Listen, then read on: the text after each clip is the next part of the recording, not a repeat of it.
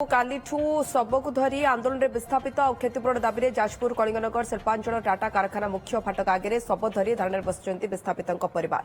कलिंगनगर अतिरिक्त जिलापाल और वरिष्ठ अधिकारी बुझासुझा करुवा बेले सुफल किंतु एपर्यंत बाहरी पारनी। सूचना अनुसार कलिंगनगर शिल्पांचल गोबरघाटी 1 नंबर कॉलोनी रहुतबा गाड़पुर जड़े महिला मृत्यु होता। संपृक्त महिला परिवार कारखाना जमी हराइथिले भी पुनर्वास थैथान नीति से उपकृत हो पारि नाहांती।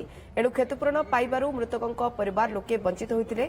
पुनर्वास नीति अनुसार क्षतिपूरण देवाकू सेमाने दाबी करछन्ति। आमर जड़े विस्थापित लोक जेमा हाइब्रू तांकर देहांत हो तो बर्तमान ये प्रश्न उठुची जे बर्तमान जो आम दाबी कलु जेहेतु से विस्थापित लोक और आज पर्यटन किसी कंपनसेसन विस्थापित अनुसार मिली ना तो सहीटा से बर्तमान एडीएम भी आसुच्च टाटार कर्तृपक्ष भी अच्छा आम आलोचना भी कलु एडीएम को कहया कथा जेहेतु 2005 मसीह एन्यूमरेशन लिस्ट ना ना से कहते किंतु आश्चर्यजनक कथा हूँ 96 मसीहा एन्यूमरेशन लिस्ट ना अच्छी तो बर्तमान कथा पड़ी जदि 96 मसीह ना अच्छी से जमी पैसा उठे तो कहीं विस्थापित करागला नहीं जहाँ दाबी अच्छी से सब गुड़ाक विषय आलोचना कराई। बर्तमान से रेड क्रॉस रु किसी पैसा डिमांड कर डिस्कसन कर आशा कर जल्दी समाधान हो जहाँ डॉक्यूमेंट्स देते तारी आधार